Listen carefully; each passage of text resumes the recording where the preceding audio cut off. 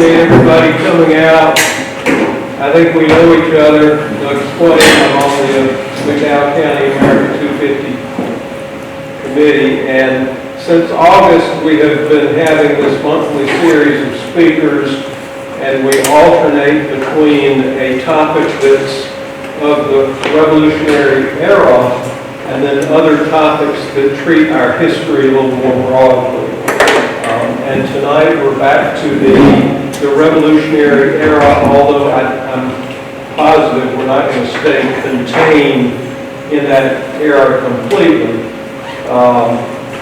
From the very first discussions that we had about commemorating the 250th, we knew that it was going to be a challenge to deal with the history of the relationship between the settlers and the natives out here on the frontier, because it's one of the darker chapters in our history.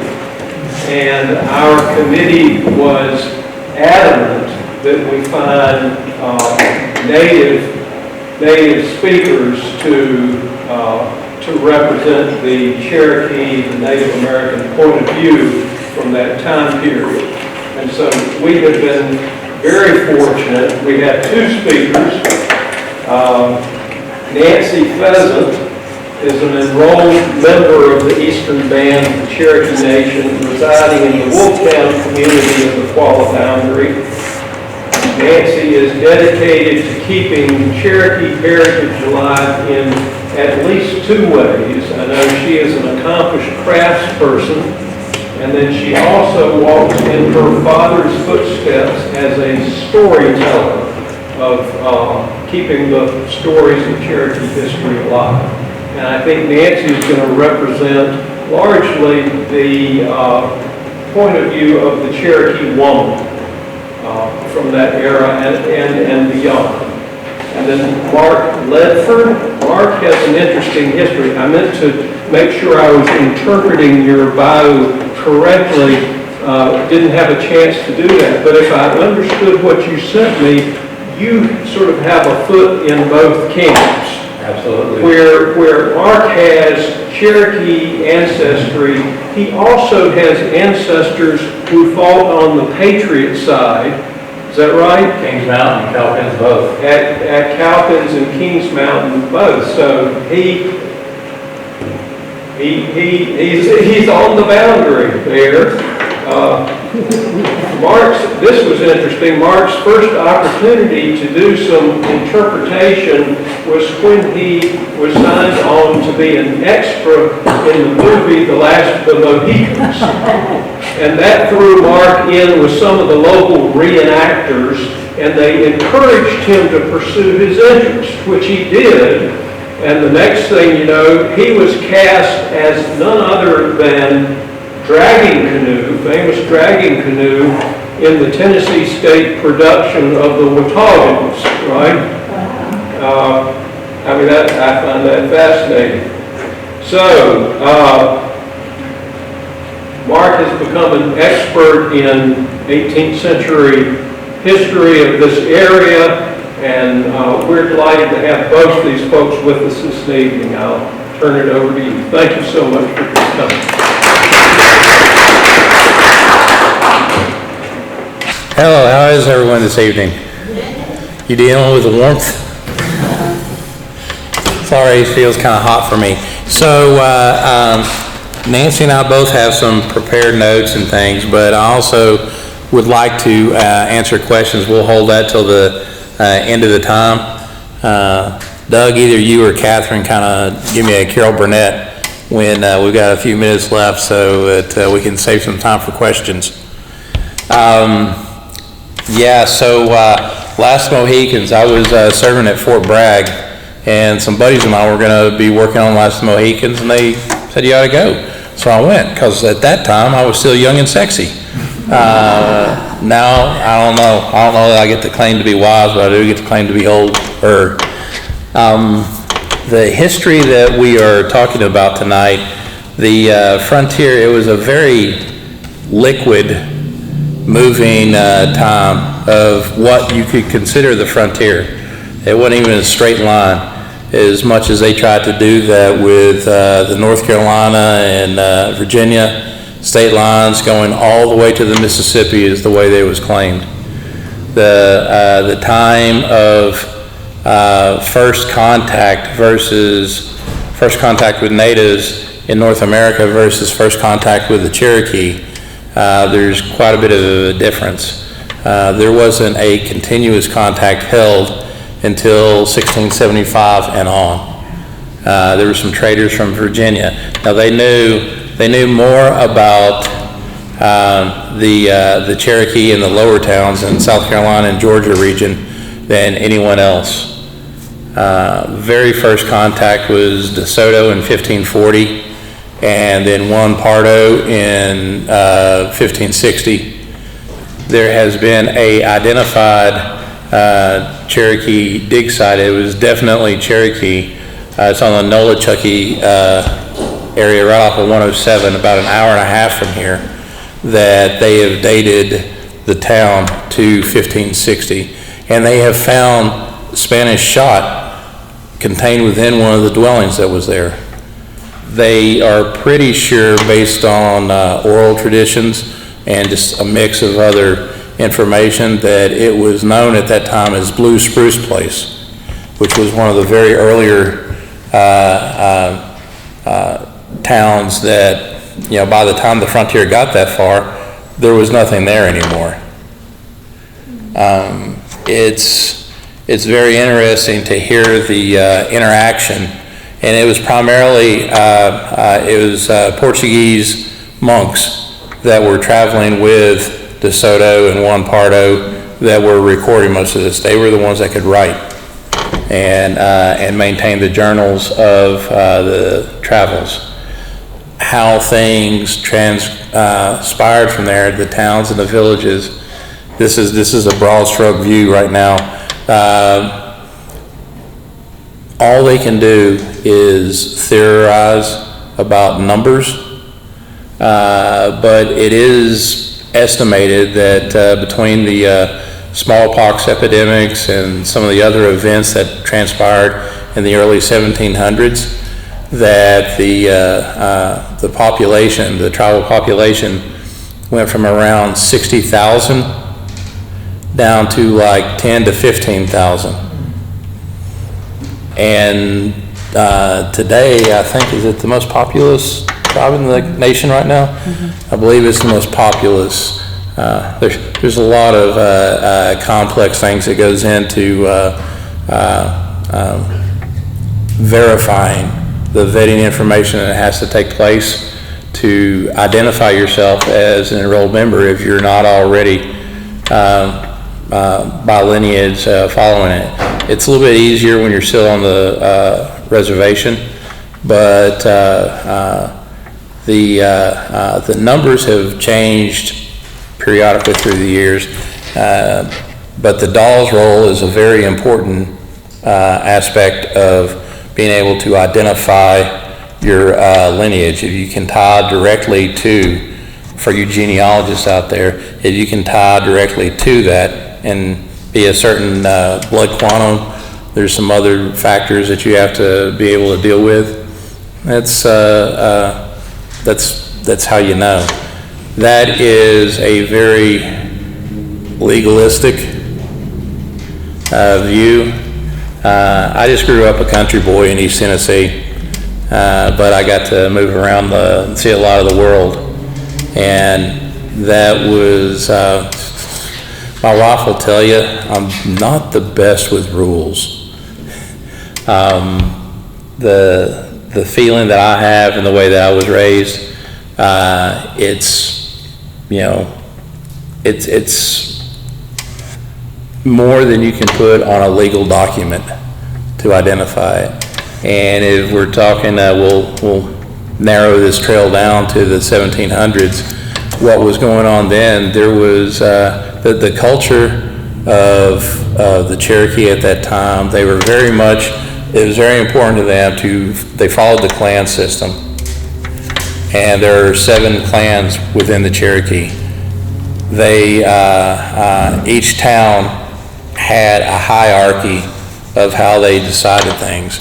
one thing that the Cherokee never had was an emperor or a single leader over the entire nation at that time.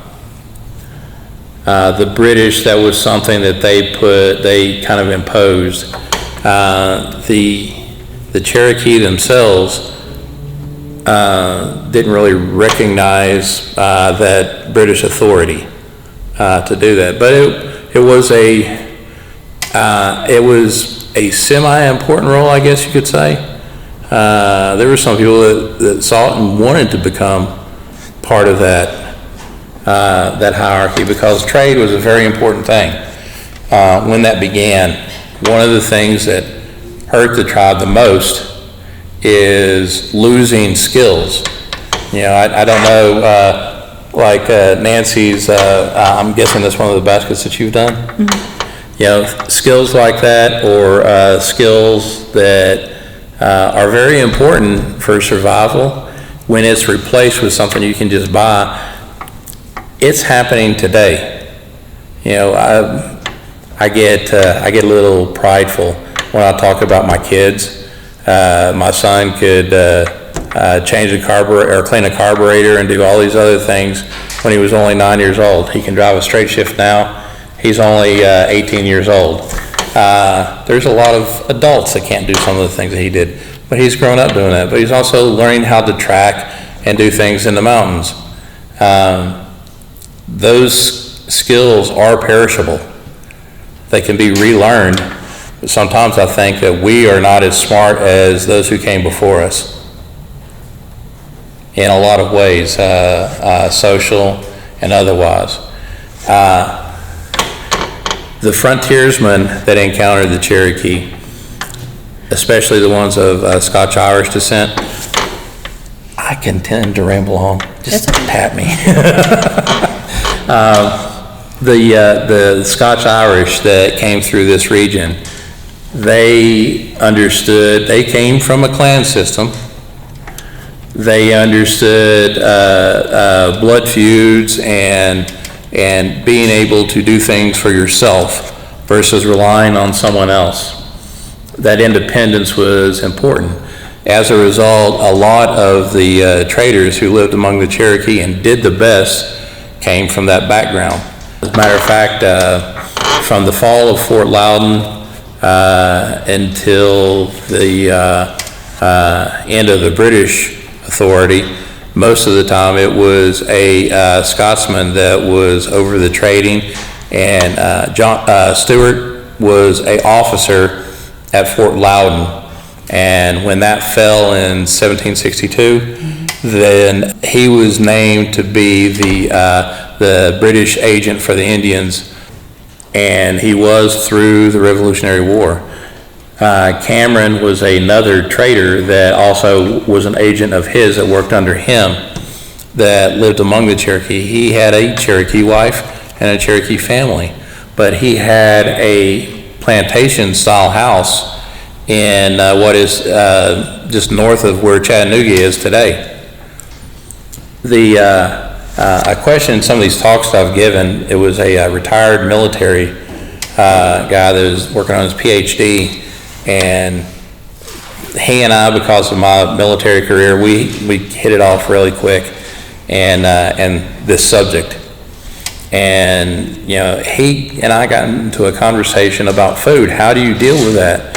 I said, well, you realize that by the time of the Revolutionary War, the distance between the frontier towns and the overhills and the middle towns was less than a day's journey. So if there was raiding, he was looking at it from a perspective like a military campaign. You've got to have fuel to fuel your activities, your movements, and everything else. You want to be able to be strong enough when you get there that you're ready for the fight. And he was thinking from a soldier's perspective. And it's one of the things that's always blown me away in some of the studies. I will get it down to just 1776 here in a minute, I promise. But when you get into a little bit later period of the around 1780, White's Fort and Gillespie Station. Right now, to drive between where the Overhills towns are and where Gillespie Station is, that's basically from Fort Loudon or Von Orr to Maryville. That's about a 20-minute drive if you're driving. That is super close. You know, I think some of the travel times that I've heard, Little Carpenter made it to Williamsburg in 11 days. Now, the majority of that, something you don't see a whole lot. There were pretty large horse herds, and later on even cattle and pigs. By Timberlake's, when Lieutenant Timberlake traveled among the Overhills towns in the 1760s, he spoke about the fact that they had no chickens, that they thought that the chicken was a very dirty animal and they wouldn't touch it. You know, that process of European ideals, the trade goods and things like that the Cherokee were acquiring, there were some things that they still didn't think was best. One of the things that very much so is that the land that was being ceded by treaties, everyone didn't agree about it. It was done, there was a lot of trading that took place, that it was good. How that transposed typically in a town, we'll use Mary as an example. If this was a town, you would have clan leaders that would talk. The Women's Council was very important. The opportunity to speak wasn't just reserved for some great man that was over everybody, because there was no single great man over everybody. It was a very democratic way of looking at things, but there still was leadership. Each clan had a male leader and a female leader among the clans, and the towns, you had a central. So common at the time would be the white chief would be a leader that dealt with things in the civic way, and then the red leader would be the war chief that would lead in times of war. But it was not just that cut and dried either. There would be raiding parties. There would be, the idea of punishing somebody else for being on their land. There was almost as much war prior to the revolution between different tribal groups. For instance, the Cherokee were not great friends with the Catawba at the time. All those different groups, it was a constant roller coaster. And were they strong or were they in a weak position? Were they encroaching on hunting lands? So when a lot of the whites were coming across the mountains and breaching that 1763 proclamation line, the first ones were just hunters. But then there were people that moved in and built cabins, and it was going to become it was going to be a more permanent place. And the more and more that came, it was obvious. The numbers, they were so outnumbered. When Little Carpenter went to London in the 1730s, he saw how big it was. And there were several other Cherokee leaders that went when he went. Now, he was always known as a friend of the English, and I don't know if it was as much of a friend to the English as it was that, he could see what was coming. Anyone in this room being a warrior or someone that, the difference between a warrior and a warrior is someone who fights for his family and for his people to keep people safe. They're not out for all that they can take. That's a hard life to live, because not too many people see themselves as evil or bad. Now, another group might see them that way if they don't understand them or don't know, and they're only looking at it through their lens. That's a hard thing to see. I mean, it happens in everyday life today. How many people have grandkids that they, or even kids that they don't agree with or see what they're doing? I'm at that stage. I've got a granddaughter, I've got 2 granddaughters, and a third one that's going to be born either tomorrow or sometime between tomorrow and Monday. I've got an 18-year-old son that is engaged to get married in September. I'm at that stage in life that I'm seeing all these things, and it's killing me to not jump in and say, this is what you should do. But I learned a long time ago that you need to make mistakes to learn. And that means I've got to hold back. I want to protect them and keep them safe, but they'll never learn and they'll never get any better if I do everything for them. That sounds really easy, but that's a theory on paper. In the end, I think it works out.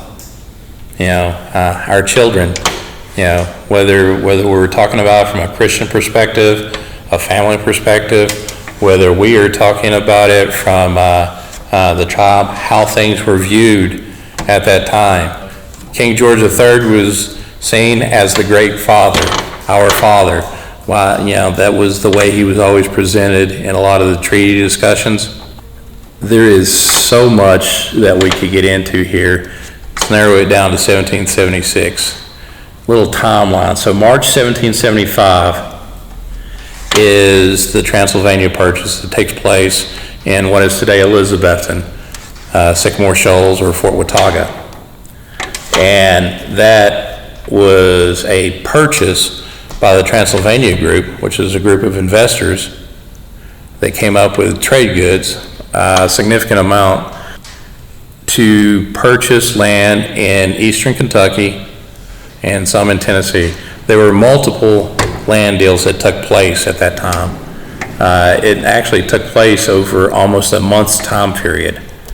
And there were, I can't remember the exact number, I know it was more than 800 Cherokee that had gathered at that area. And there were probably about 300 settlers at that time. One of the very first ones, Jacob Brown, in 1765, did a lease contract, which was legal at the time because he didn't buy it. He leased it from the Cherokee and had a trading post on the Nolichucky River. Quite ironically, that archaeological dig that I was talking about a while ago was on that land where they signed the treaty. He and another Cherokee leader made that agreement. Later on, when the Transylvania Purchase takes place in 1775, he gets a tremendous additional amount of land, somewhere in the neighborhood of 40 to 50,000 acres. What was his name again? Jacob Brown.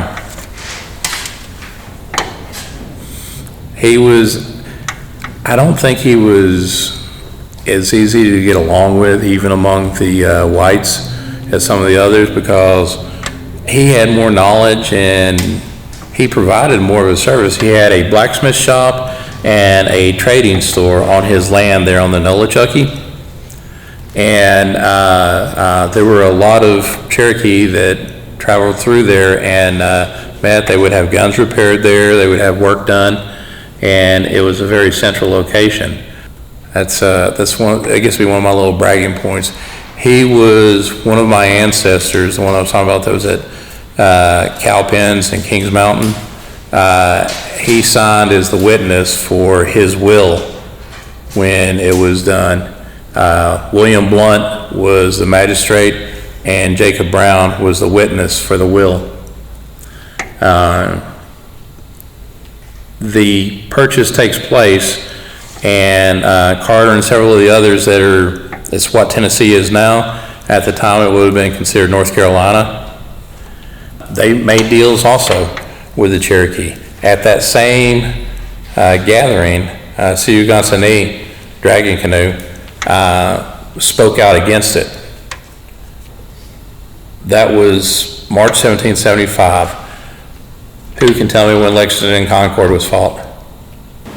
April 1775. Yeah, just a month after this takes place. The number of troops at that time, there was no way that it could be enforced. And a bit of, it's more irony there. The 1763 proclamation line, in England, between the House of Lords and the House of Commons, they were pushing for that land deal, and they signed it under the assumption that some of that land was going to be used and given to pay off some of the crown's debt from the French and Indian War. So it seemed magnanimous that they set this 1763 proclamation line, but the conversations that were taking place in London, even they knew that they weren't going to keep that very long. Where the land transactions were concerned, a couple of questions. One is we're told that the Cherokee did not have a concept of land ownership, and so if you didn't have a concept of land ownership, then how could you transfer ownership? So that's one question. That just seems a little bit mysterious. And then another one is kind of related to that, was among the Cherokee, was there agreement? I know you just said Dragging Canoe didn't like the idea of the transfer, but were those who transferred the land generally agreed to have the authority to do that among the Cherokee? The answer to that last part is no. Let me Go ahead. that. Are you done? Because I don't want to take up no, any go more ahead. time. Mashia Nagad, Nashi Tandisti Nagado, Waiohi de Quenisha E, Zalagi, North Carolina. Hello everyone, my name is Nancy Pheasant. I live in the Wolftown community located on the Qualla boundary in Cherokee, North Carolina. First, and I'll get to answer your question in just a moment, but I want to make this statement. And I'm here specifically to speak on the women's perspective, the Cherokee woman's perspective during this time frame. But I just don't want to center on the revolutionary time frame. I also want to bring the past all the way up to the present. And when you really think about it, most historical sources, they overlook the women's perspective. In fact, Native women exist literally in historical shadows. We're never spoken about. But you have to think about, where does the history come from? Most historical sources, the issue doesn't stand from the sources themselves. It actually stands from the perspectives of those historians that were creating the history, that was writing it. And when you think about that, the history that we can research and find today comes from journals, from the traders that Mark spoke of, from the soldiers, a lot of their journals, excerpts and that kind of stuff. But it also comes from the non-native people. So it's very one-sided when it comes to that. They wrote exclusively on what they saw when they came into these areas. And from that perspective, they didn't truly fully understand what they were witnessing. And in response to your question itself, was it agreed upon by everyone within the Cherokee Nation? No, it wasn't. And that knowledge, or I don't really want to call it knowledge, but that kinship to the land, that association with who really owns that land, stems from the fact that the Cherokee follow a matrilineal society. And Mark has alluded to that, especially when he spoke about the clan and the clan systems themselves. When it comes to a matrilineal society itself, the land wasn't owned by men. The land was owned by the Cherokee woman. And that's why we literally have blood ties to the land itself. And that is also why the Cherokee woman was considered very respected in the Cherokee society. They were the mothers. They were the heads of the clans. They were the life bearers, the child bringers. We raised our children. We thought one of our values was not a sole society. We were a collective community. So when we even planted our gardens, it wasn't just to feed ourselves or even our own children. It was to feed the entire community, which is a stance or a thought that's not even thought about in today's society. That is how far we have come from the early 1500s to today's present time. I mean, you stop and think about it. How often do you hear about the homeless people, those that are starving? It's kind of interesting. I read a fact the other day that there are more empty houses, than there are actual documented homeless people in the entire United States. Which is interesting because in the Cherokee society, you were never homeless. You were brought in. When it comes to that land ownership, it wasn't on the man to make those decisions. It wasn't his land. In fact, in Cherokee society back then, it was very easy to get divorced from someone. We didn't think of it as a concept of marriage. We didn't think of it as a concept of divorce when you parted ways. In fact, everything belonged to the woman. The children, the cattle, the pigs, everything. The crops that we grew, and the land. So when the European settlers came into this area, and the French and the British and all these other groups of people all the way back to DeSoto, when they came into this area, they were actually making these agreements, these treaties, and having these conversations with the wrong people. And when I say people, I don't mean with the wrong Cherokee.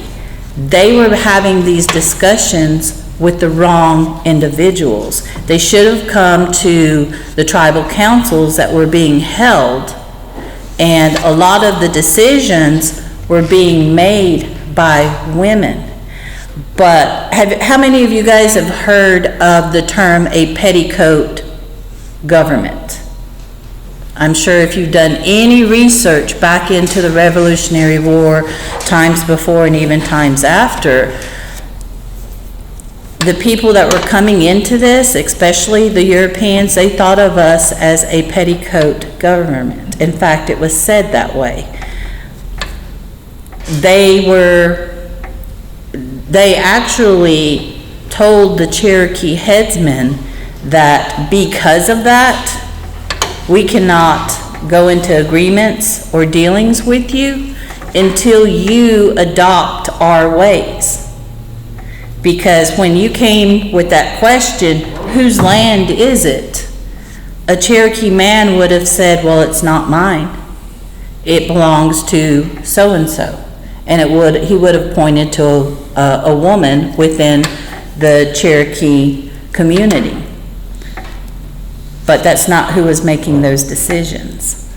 But I'll get further into that. I still want to give Mark his time to continue on with the dates and the Treaty of Sycamore Shoals, and all of these, all of the historical information that is out there is very important to understand and follow the battle lines, literally. going from one Cherokee village to the next, from the overhill to the middle hill to the lower hill communities and people in the land that belonged to the Cherokee at the time. You have to understand that we weren't in one small area. We weren't in one small community. We were scattered out to what is today known as 7 different states. We covered land from the Kentucky, Virginia, Tennessee, North Carolina and South Carolina, down into Georgia, even into the Mississippian area. But we weren't the only native people that were here. There were other tribes as well. We had the Creeks surrounding us. We had the Choctaws that were around us as well. And the Cherokee people, interestingly enough, and it's not that we were mean or anything and we purposely went out looking for war, we didn't. But we still had those skirmishes even amongst other native tribes as well. But I don't want you to have this misconception that the Cherokees were one huge communal nation, because we weren't. We were scattered over 7 different states, and each individual village had their own tribal council, had their own headsmen. We didn't have chiefs at that time. We didn't have kings or queens, or that hierarchy wasn't there. The highest part was our council groups. And just like Mark had mentioned, the war women and the war chiefs and the peace chiefs, they came from individual clans within the Cherokee society. But all the different villages had their own headsmen, is the only way for me to really explain it. So when the question comes up, did the Cherokee as a whole agree to these treaties or agree to these land cessations? Absolutely not. That's why the Cherokee were even divided during the Revolutionary War period. There were sectors or sections of, or groups of Cherokee that didn't even agree with siding with the British, siding with, whomever. We didn't have that political division, but we were divided within our own nation, with our own villagers, with our own tribe itself. Within the same family even. Yes, absolutely. There was brother fighting against brother, just like in the Civil War. Of accounts where families were divided and there were brother fighting against brother or father fighting against son, depending on which faction they went with. The same thing here. And in fact, it was the Cherokee women that would choose to even move our people from one area to another area to escape a lot of the battles, to escape a lot of the skirmishes that was happening. There was a lot of Cherokee that moved from this area to what is now known as Texas. And there's also another group that left this area during that wartime period and even went to places that we know of, which is today known as Kansas. So we still have those connections of groups of people that left from here to escape the wars, because when these soldiers were coming through, they didn't care who they were fighting against. If you were recognized to be native, it didn't matter if you were a man, a woman, or a child. We had whole villages burned, whole families, and a lot of times it was our elders, and it was our children, and it was our women that were perishing in these villages because the men had already created war parties and had left these villages to go off and fight the wars. But yet there were soldiers that were coming through and devastating, literally burning entire villages down. And when he speaks about Sycamore Shoals, that specific treaty in itself, the amount of land that was ceded was over 10 million acres. For And- about $20,000 or 20,000 About, pounds. well, it was actually 20,000 pounds, not dollars in our sense. And if you really boiled it down, for the Listen. 800 people that were there that, of Cherokee men and women that were there to, that Proceed. said, yes, we agree to this treaty, they literally only got, what was it, 5 wagons worth of provisions per family. Not per person, per family. 5 wagon loads. And that could be anything from guns to ammunition to, Bracelets, cooking pots. yeah, cooking pots to metal, steel, hose is one huge commodity that the Cherokees sought for, because before we had introduction to these types of materials, we were still using a lot of the natural sources for these types of tools. But with the introduction of metal into it, it made our gardening so much easier and faster, so that was a huge sought after commodity, as well as cast iron skillets, cast iron kettles, things of that nature. You've got to understand our value of things was entirely different than what they came into here to this area with their valuations of things. It was more important to the Cherokee people to get blankets and textiles and things of that nature, things that we could use, but yet they came in here thinking of money, gold, other, I don't know how you would explain it, but our valuation and their valuation and land is completely, The European attitude about how to acquire these things. You know, one of the things that's unusual even for that, for a poor person or someone lower on the social order to even own land was such a rare thing in Europe, let alone here. They saw that as an opportunity. There was an opportunity that was missed also that I think is kind of sad, but then again, war has always been such a part of man's life in our world that it's shaped so many things. The frontiersmen that came here, they saw an opportunity, but they also saw, matter of fact, so the raids that took place, led by Dragon Canoe and Old Abram and the Raven, that was what takes place in 1776. They attacked. The British pushed for it. The British, from a tactical perspective, it made sense. They wanted to fight from the coast inward, and they wanted the natives from the inward side, the inland side of the country to push, and basically a pincer movement to trap the frontiersmen or the rebels in between them. But you also got to realize that at that time, only a third of the population participated in the American Revolution. You know, the largest single engagement, I think, was no more than 20,000 troops. You know, it's so broad, and I don't want to get into all the other stuff. Let me try and focus on this region right here.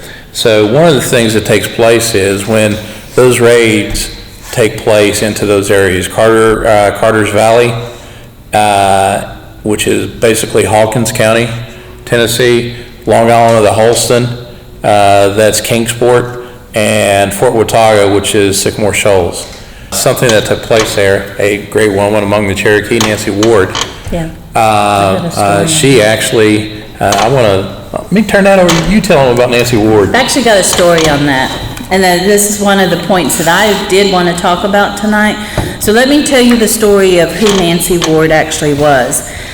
To the Cherokees, she wasn't known as Nancy Ward. She was actually known, and her Cherokee name was Nunyehi. It's really hard to say, but it's Nunyehi. And in 1755, she actually joined her husband in battle. His name was Kingfisher. Why would a Cherokee woman actually go into battle? To answer that specific question, you have to understand that Cherokee warriors looked at, just like Mark had mentioned, looked at battle differently.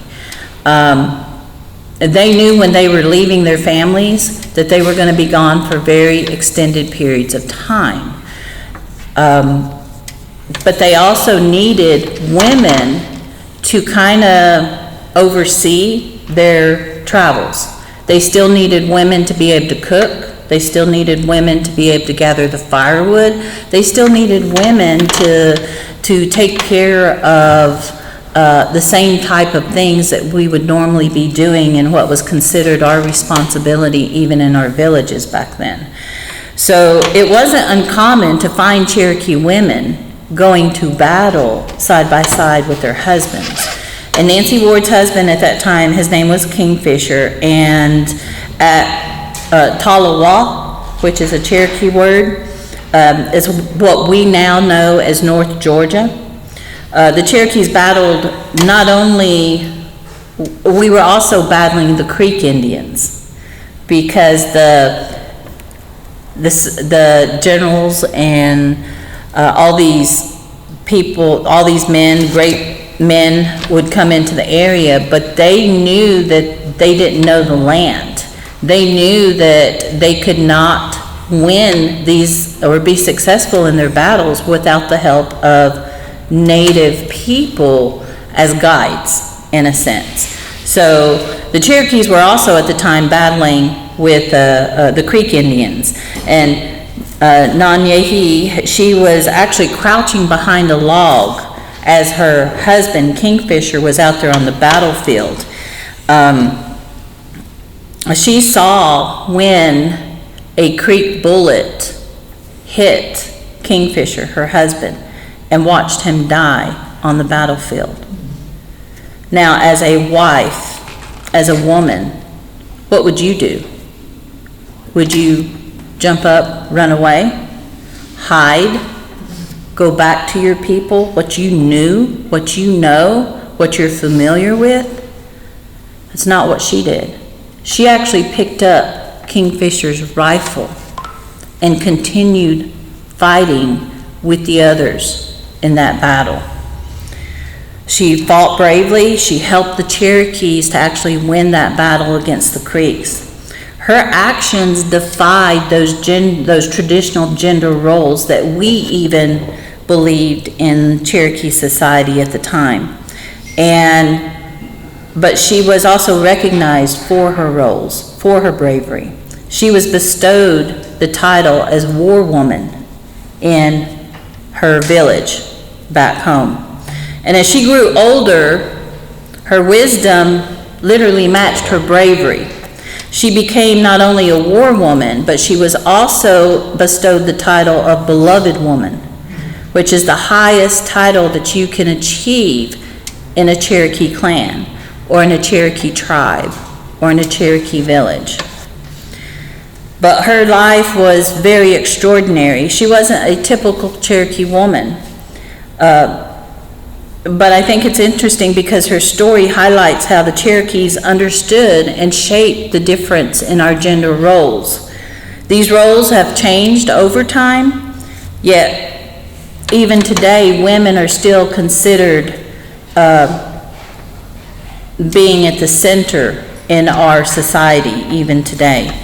In Cherokee culture, women and men, they did have their distinct responsibilities and their distinct roles, but they weren't singular in nature. Instead, even today, we still believe in that concept. There's a Cherokee word for this type of concept. The Cherokee word is called tohi. And it's a concept that we practice as one of our values even today. It's always to bring back to the center. It's always to have that balance and that harmony.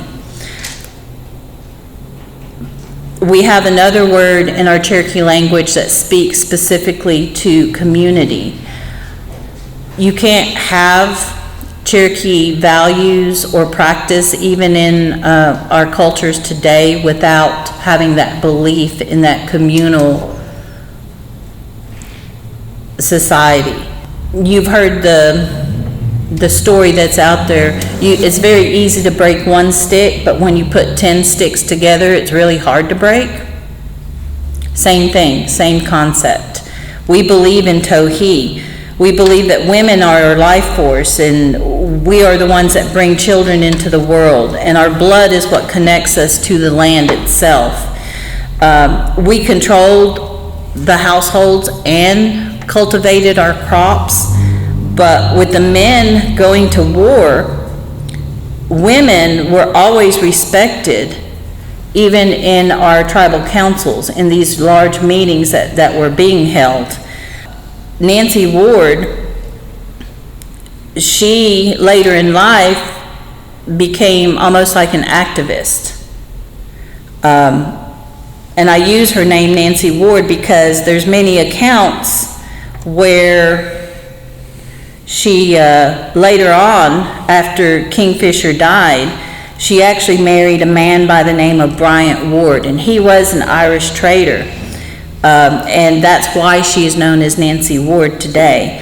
They did have a daughter, her name was Elizabeth, but when Bryant Ward kind of divorced her in a sense, and he left, Elizabeth didn't go with him. Elizabeth stayed with Nancy Ward herself, because she belonged to Nancy's clan. It always comes from the mother's side. We claim our mother's clans. The system gave women not only important roles, but it also, our war women decided the fates of those people that were captured in these battles. So those prisoners of war, the war women and the beloved women were the deciders of what was going to happen to them. A lot of the times they were adopted in. Sometimes the choice was made to execute them. And there is a specific account of Nancy Ward stepping in to save a white woman's life. Her name was actually... Patton, I think. Yeah. And she was married to William Bean, B-E-A-N. Bean Station. Yeah. Have you ever heard of Bean Station in Tennessee? It's very small, but that's where that name of that township comes from, is from William Bean. But Nancy Ward stepped in to save the life of her. Interestingly enough, there was a young boy that was set to be executed at the same time. She walked away from saving his life. And Balance. yeah, it's that balance. When it comes back to that Tohi that I spoke about, that balance and maintaining that middle. You can't have evil without good. You can't have peace without war. You can't have red without black, light without dark, blah, I can go on and on. But that's where that concept actually comes from. And that's what she was looking at when she stepped in to save this woman's life. That woman remained with her for the rest of her life. Literally, she was adopted into Nancy Ward's family, and she continued to live. Do you have more on that? Yeah, that's only one example of her doing that. There was the same instance before Dragging Canoe and the others attacked the settlements that she had released. There were 2 traders that were being held, and she had them released. They are the ones that carried news back to the settlements before the warriors got there to attack, and they were able to fort up. There's a place that is called, it was going to be called Fort Lee, that was being built by John Sevier and his men. It's, if you guys, any of you ever been to Davy Crockett birthplace? over in Tennessee. So where that is, there's a peninsula there. That's where it was being built, and it was under construction as the warriors were making their way, and they left that. And John Sevier and his militia, they got back to Sycamore Shoals, and those traders actually had beat them there to raise the alarm. And so a lot of people had gathered into the protected stockades of, it depends on who you talk to. Sycamore Shoals is the area. Fort Watauga or Fort Caswell seems almost interchangeable, but from the history that we know about, there were actually more than one fort. There was more than one fort in that area. That the people didn't all gather just in one single location when they went there. A lot of the leaders would build stockades, walled areas, or blockhouses that really couldn't be breached. You could possibly try and burn them down, but they had methods of dealing with that. Sevier was at Fort Watauga, and after the battles ended, Old Abram was the leader that was attacking Fort Watauga. They had split into 3 different groups, and the Raven of Chota went to Carter's Valley. Dragon Canoe went to Long Island, Long Island of the Holston, and there was a fight there. And he was injured. What I read was he was shot in both thighs, and one of his femurs was broken. It was a pretty bad fight. There were 3 people captured. One of them was a young boy, and he was actually taken back to the towns. I know you guys are probably familiar. I hate doing this, but visual images, it works. The large fights like you see on movies and TV, they seem extraordinary. But it's like, have you ever seen 2 moms fight? Didn't get very far, did it? They just had a barrier between them, so there wasn't that much that was done on either side, except for after the fact retaliatory raids. 2 of the big ones were Sevier and Rutherford. Oh, I didn't know where was that.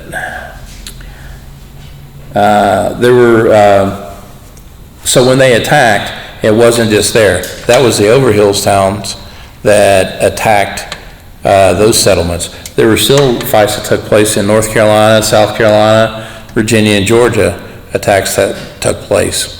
They weren't as large as that one. One thing that's interesting to me hearing you talk is even though it's a short distance from here to Tennessee, we pay a lot more attention to what happened in this immediate area than what happened over at Sycamore Shoals. So that, we're working along in 1776, and for us, there are the raids on the frontier. One well-known battle with the Cherokee was what we call the Battle of North Fork.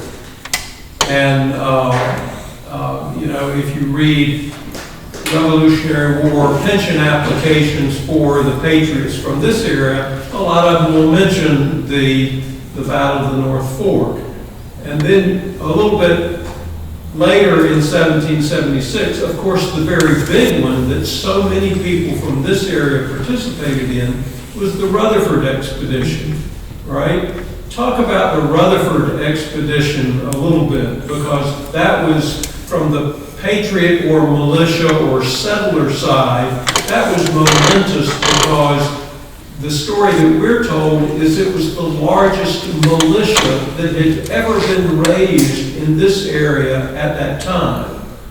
several thousands of militiamen from all over.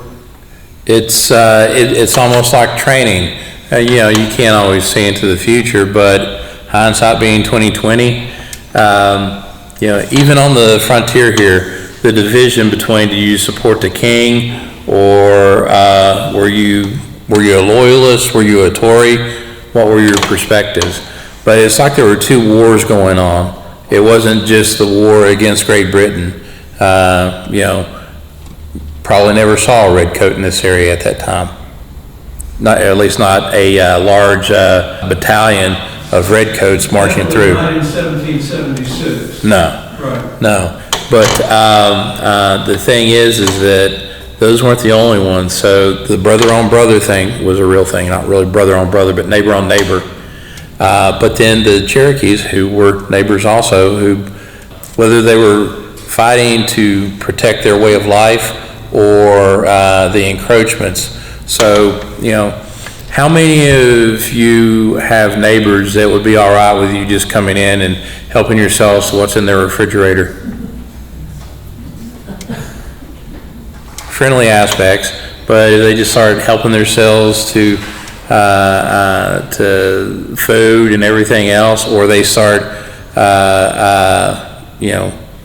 that's really frowned on, right?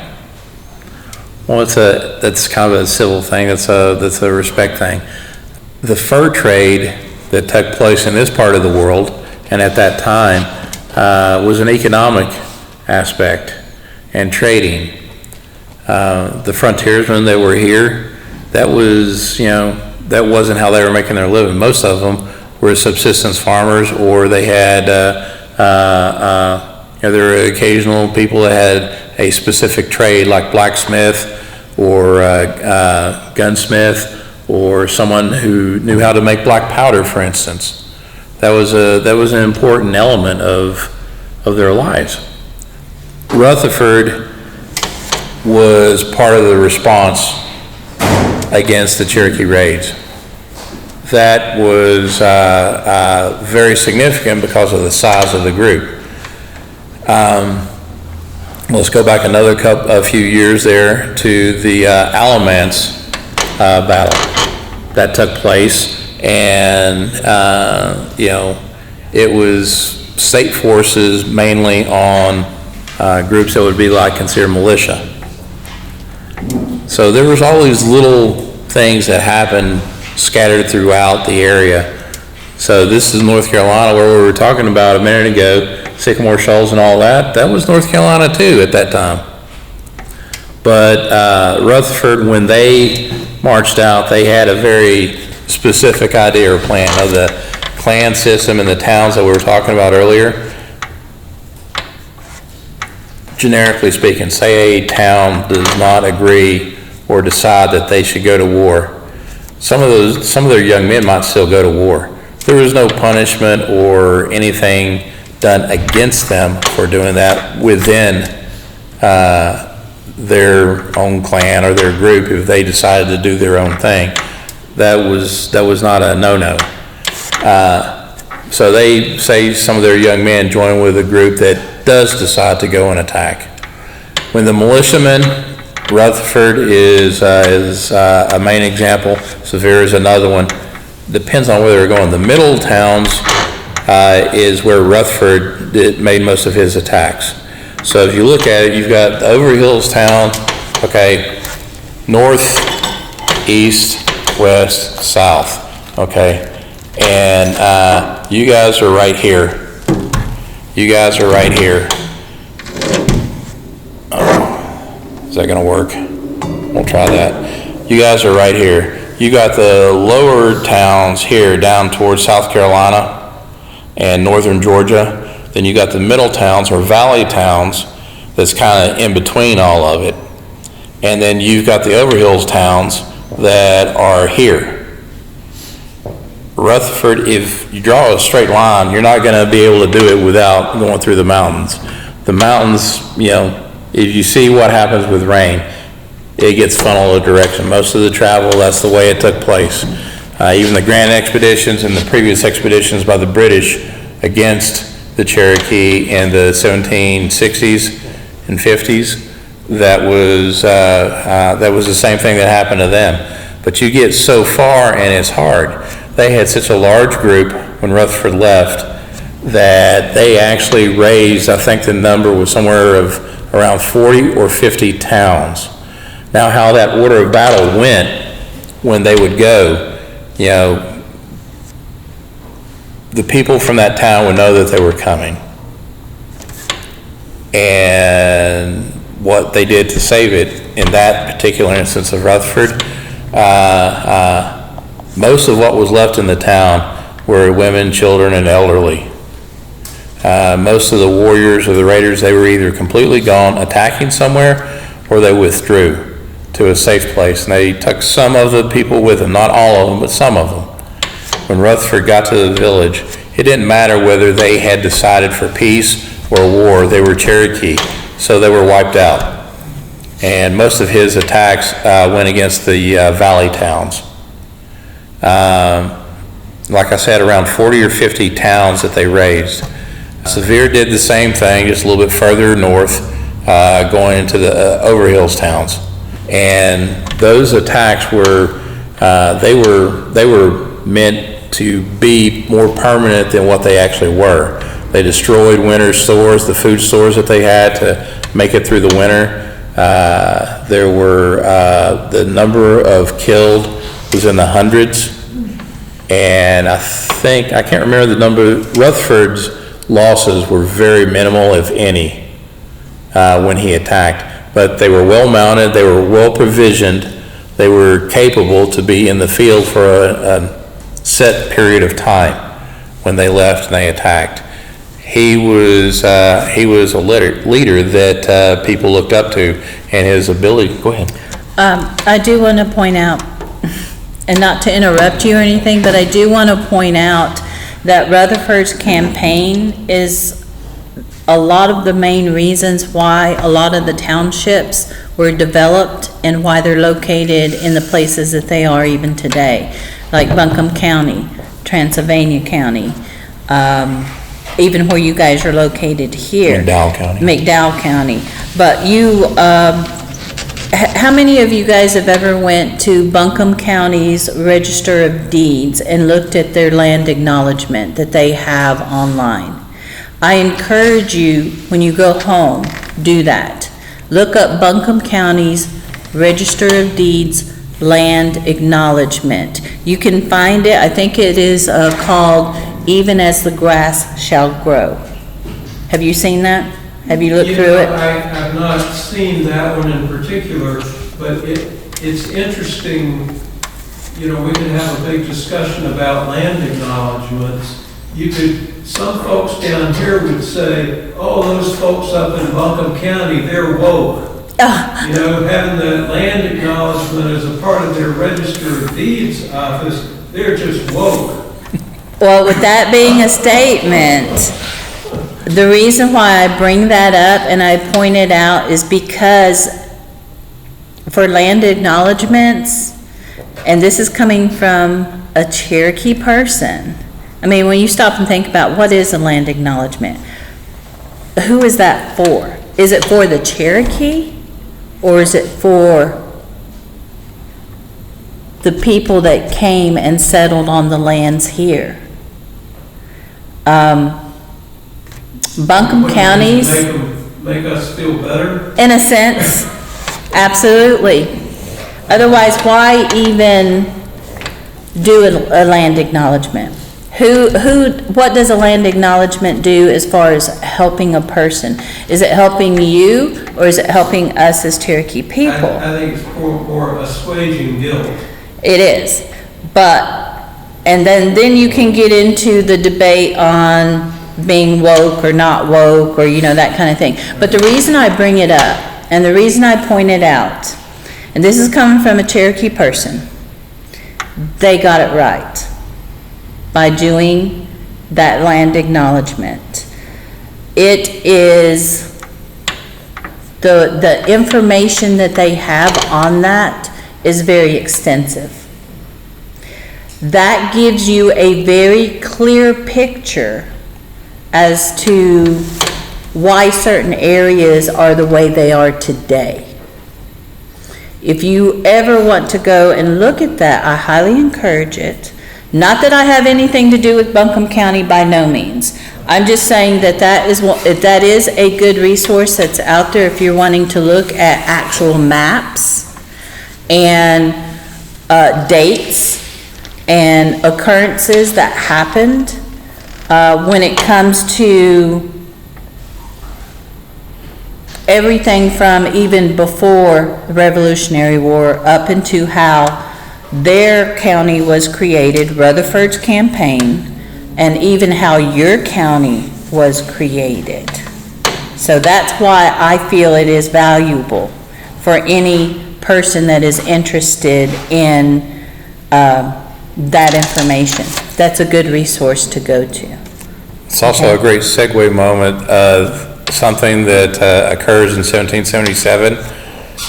There has been so much damage done to the Cherokee towns that most of the books they'll say they sued for peace. Right. That's a very modern political way to look at it. They were forced to a treaty talk.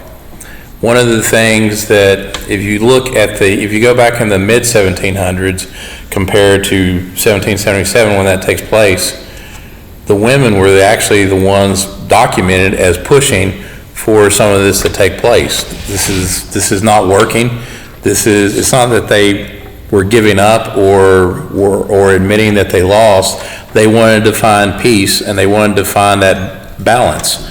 But the women actually had so much sway that Doublehead in the middle towns and several of the others were pushed to that, and they didn't push back against it.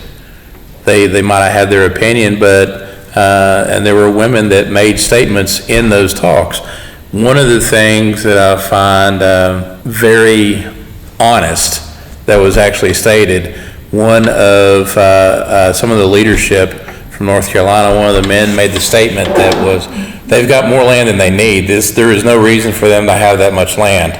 God did not mean for us to be that way.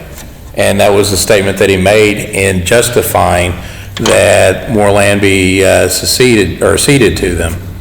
You know, that land loss is not as much about a political or economic ownership like we were talking about as it was the ability just to be able to feed.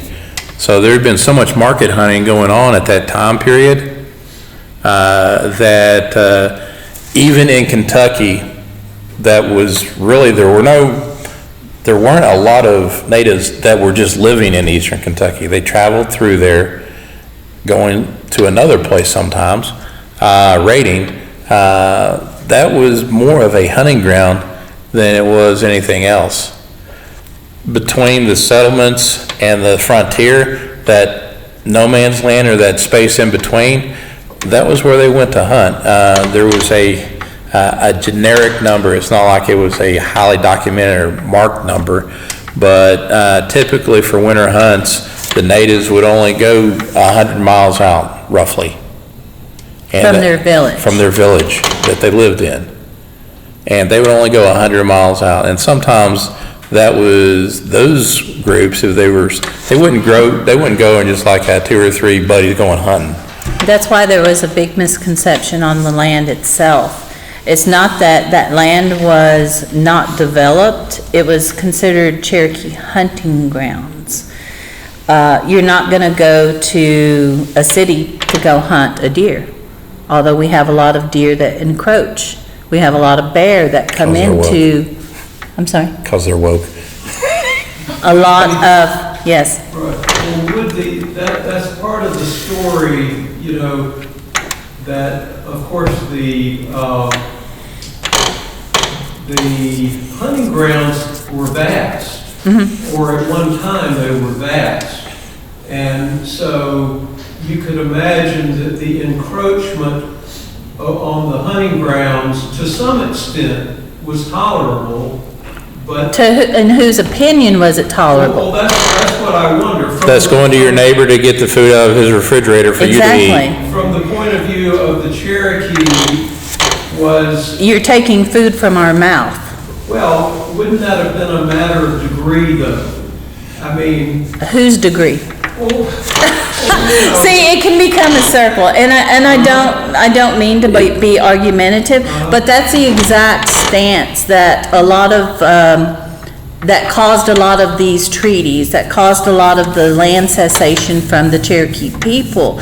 That's why we valued our land even more so, but yet the outsiders were coming in and seeing these vast, wide forested areas that were, in their minds, underdeveloped. There's all this land, we could build a house here, we could build a ranch, we could raise our own pigs and cattle and blah, blah, blah. We want this. The inability to see that, so there's phases. When an area is developed, when the frontier moved in any direction, there's a period. So if the men come first and they're building the structures, what are they doing for food?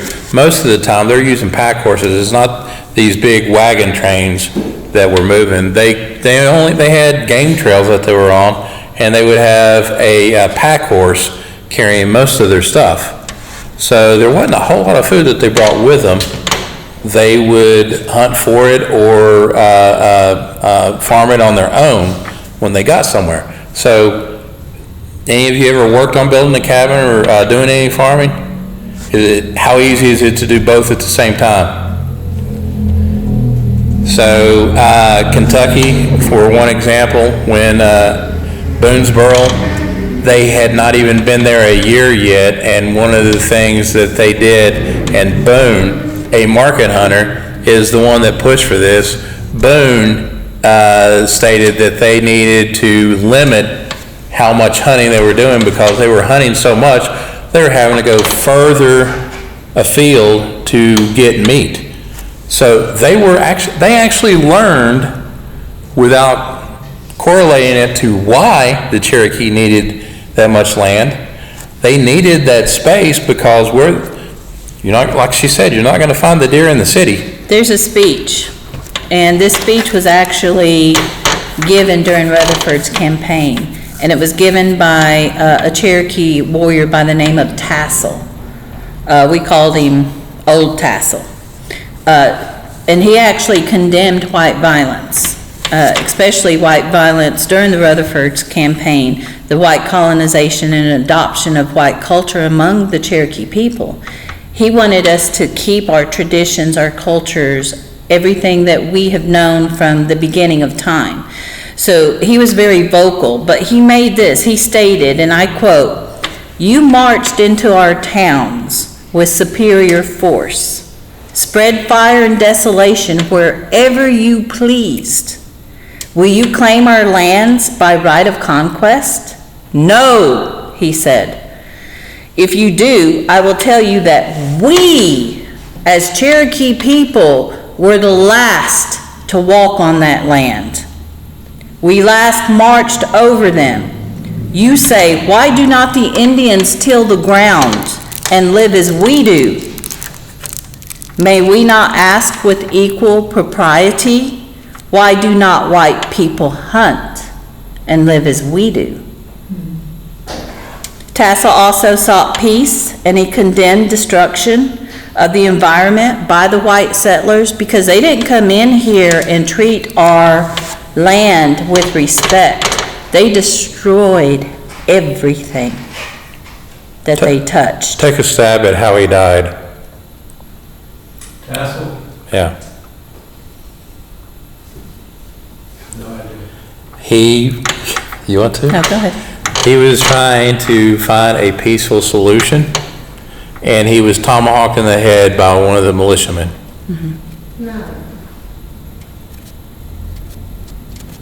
That's documented. That's written history. All right, we should probably wrap this up. Oh, absolutely. In 5 minutes or so.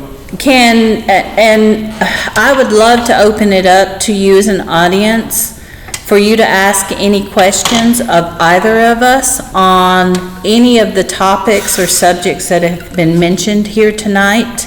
So please, if you have questions, ask.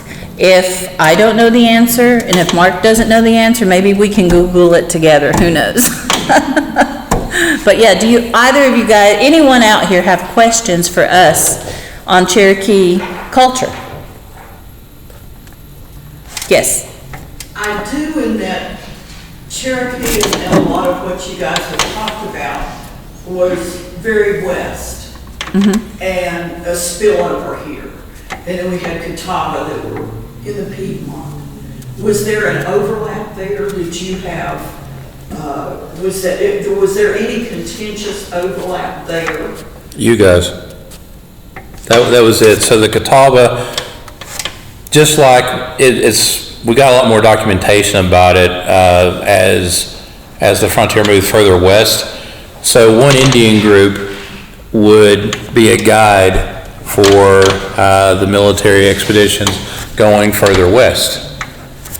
And the Catawba, who were enemies of the Cherokee, were the guides that were leading most of the military expeditions west, so they knew where the towns were because they'd fought them for generations. The Catawba actually were moved onto a reservation in the Carolinas very early on. Before the Cherokees. Before the Cherokee. Because we continued to fight. We still continue to fight even to this day. But the Catawba did wind up being moved. So their Trail of Tears kind of happened even before our Trail of Tears. They actually, some of them ended up going on our to Trail Oklahoma, of Tears. on the same Trail of Tears. Right. Those expeditions, so they could tell the difference between them. One of the things they did is basically red toboggans were provided to all the Catawbas who were fighting for the colonists, so that they wouldn't accidentally shoot the wrong ones. There were several battles that took place. Even with the Cherokee, you had mixed groups. You had these raids there's not as much documented about it. There are a few, but not a whole lot. There were Shawnee, there were Northern, the Cherokee referred to them as Northern tribes north of here, basically, is all that really amounts to. The Iroquois Confederacy, different members of other tribes that would mix in with other groups. You guys may have heard the story about Boone being captured twice and all of his pelts and everything taken. That party had Cherokee in it and had Shawnee in it, living out of Shawnee towns. And there was actually, when there was communication and an effort, Tecumseh wasn't the first one to try, or Pontiac either, were not the first ones or the only ones to try a confederacy of all the tribes together to try and push back against the colonists. It happened in many instances, but there was so much mix. I mean, that's an excellent question, though.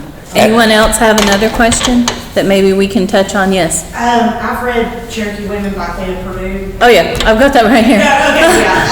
And I always found the dynamic interesting about how it was a matrilineal society, and then it's almost like Cherokee men betrayed their women in order to kind of blend in later on, I guess, one might say too, but also with the whole land and the battle. I wouldn't necessarily say it was a betrayal, and if you do look at it as a betrayal, it wasn't just men against the Cherokee women. It was villages and even clans and families betraying each other, because a lot of these treaties, you couldn't get all of us in one location. It was just, it couldn't be done. We were spread out so far. You would literally, and they did try this at one time, would send soldiers to each one of the different area villages and say, we need whoever makes your decisions, your tribal headmen. We need you to come, and they would always set up these meetings, in a sense. They would do this purposely because if they could get enough of the tribal headsmen in one area, then they could talk to the tribal headsmen only. Notice headsmen.